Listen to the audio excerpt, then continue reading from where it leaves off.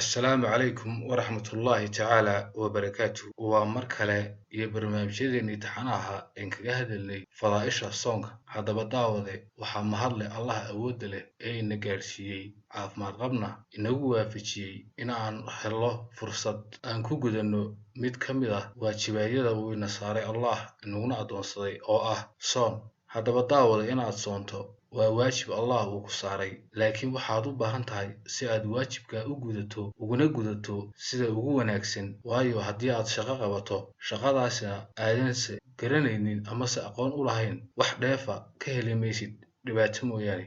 Sidaa daraaddeed, soonku waa fursad ina soo marta sanadkiiba hal mar. Haddaba si aan fursaddaas uga faa'iidaysanno, welibana si sax ah oo aan ilaalinayno arkaanta soonka ku soo aroortay, waxaa waajib inagu ah inaan baranno waxyaabaha burinaya cidda uu ku waajibay, una yeelanno aqoon cibaadada aan samaynayno ee aan Allah ugu dhowaanayno. Haddaba maadaama lagu jiro bil Ramadaan, waxaan diyaarinay barnaamijyo aan kaga hadlayno soonka iyo fadaa'ishiisa. Halkan waxaynu kusoo gudbin doonaa caawa soonka iyo arkaamihiisa. Qodobka koowaad wuxuu noqonayaa soonku yuu ku waajibay. Haddaba soonku waxa uu waajib ku yahay qof kasta oo islaam ah oo qaangaadh ah, miyirkiisa iyo maankiisuna uu taam yahay. Soonku kuma waajibo gaalada, xataa haddii uu muslimo loogama baahna in uu qalleeyo intii uu ku sugnaa gaalnimada soonkii dhaafay. Waxaa kale oo aanu soonku ku waajibin carruurta yaryar ee ay da'doodu ka hoosayso 15 jir, inkastoo la dhiirigelinayo in ay soomaan si ay ula qabsadaan soonka. Qofka waalan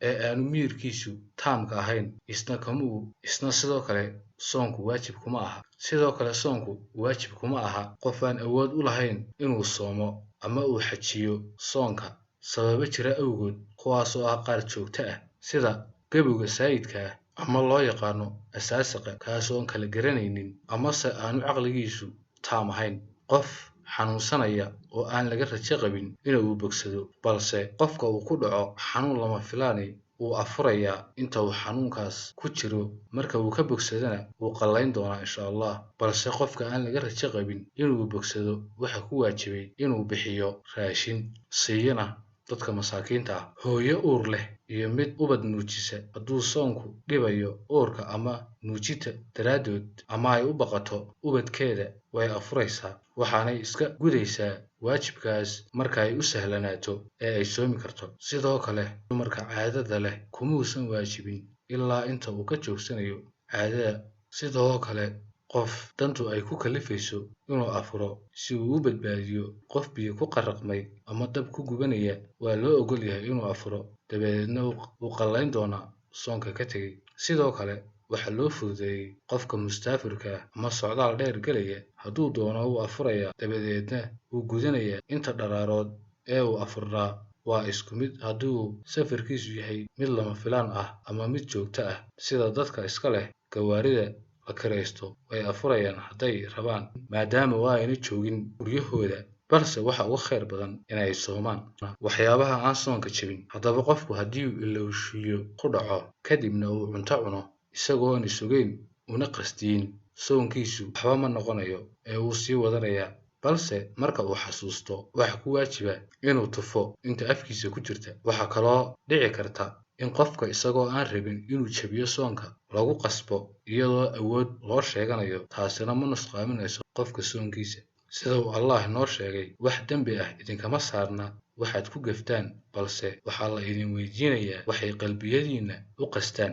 Qodobka saddexaad, haddii uu wax cuno ama cabbo isagoo aaminsan in cadceedu dhacday ama waaga uusan weli baryin, soonka kama burayo, maxaa yeelay ogaan la'aanta ayuu u sameeyey. Hadduu luqluqdo oo ay biyuhu dhuunta u gudbaan amase uu liqo isagoon ulakac u samaynaynin, saamayn kuma yeelanayo soonka uu sooman yahay. Haddii ay qofka shahwo ama mani ka timaado isagoo hurda ama uu la kulmo riyo, taasina wax saamayna kuma yeelanayso soonkiisa. Haddaba waxyaabaha soonka jebiya waa 8 qodob ee soo socda. 1. Galmada qofka soomani uu sameeyo. Haddii uu ku dhacana, waxa ku waajibay inuu soomo 2 bilood oo xidhiidh ah. Haddii uu awoodi kari waayo, 60 miskiin ayuu quudinayaa oo uu raashin siinayaa, sidii ka soo aroortay nabigeena naxariisteena korkiisa ahaatee wakhtigii uu noolaa oo ay dhacday in asxaabta rasuulka mid ka midii uu ku dhacay galmo, uu nebigu ku yidhi waxaa kugu waajibay inaad soonto 60 maalmood oo xidhiidh ah, balse markii uu ka cawday lagu yidhi waxaad quudisaa 60 miskiin. Kadibna uu ka cawday oo uu yidhi aniga cid iga miskiinsaniba Madiine ma joogto. Kadibna nebiga loo keenay hadiyad, taasoo uu siiyey ninkii, kuna yidhi qoyskaaga sii si ay kaaga guddo oo ay kafaala gud kaaga noqoto dembiga aad ku dhacday. Haddii uu qofku isticmaalo faleembo, sidoo kale waxa uu ka helayaa tamartii uu ka helayay raashinka, taasoo ah mid uuna ka qaadan afka balse u gelaysa halkii raashinka, iyaduna waa ay burinaysaa soonkiisa. Haddii uu qofka sooman nabar soo gaadho kadibna uu dhiig baxo, kadibna la go'aansado in lagu shubo dhiig, taasina way ka burinaysaa soonka qofka. Haddii marwada uu ka yimaado dhiigga caadadu, sidaas ayuu kaga buray soonku. Haddii uu qofku toobin isku sameeyo isagoo oo sooman, isna waxaa la sheegay inay ka burayso soonku, balse haddii uu dhiiggu uga yimaado si uuna u qasdin, inuusan soonkiisaas waxba yeelayn kana burayn. Waxaa kale oo ah qodobka ugu dambeeya ee burinaya soonka, haddii uu qofku matag iska keeno isagoo u qasdaya, taasina way ka burinaysaa soonkiisa, balse matagu haddii uu ka yimaado si dabiici ah, wax saamayna kuma yeelan doonto soonkiisa, waanu sii wadanayaa. Qofka waa loo ogol yahay inuu soonka xidho isagoo qaba jinaabo, balse waxaa ku waajib ah inuu ka maydho marka uu waagu baryo. Haweeneydu sidoo kale haddii ay ka daahir noqoto dhiigga caadada Ramadaanta dhexdeeda, waxaa waajib ku ah inay soonto. Sidoo kale qofka sooman waxaa u bannaan inuu iska saaro ilig ama gaws isagoo sooman. Waxa kale u bannaan inuu daawo iskaga shubi karo indhaha, dhagaha, soonkiisana waxba yeeli maayaan. Xitaa haddii uu dhadhanka ka dareemo dhuuntiisa. Waxyaabaha la baneeyey qofka sooman inuu sameeyo waxaa ka mid ah inuu cadayn karo subaxii iyo galabtii isku sida la tilmaamayo.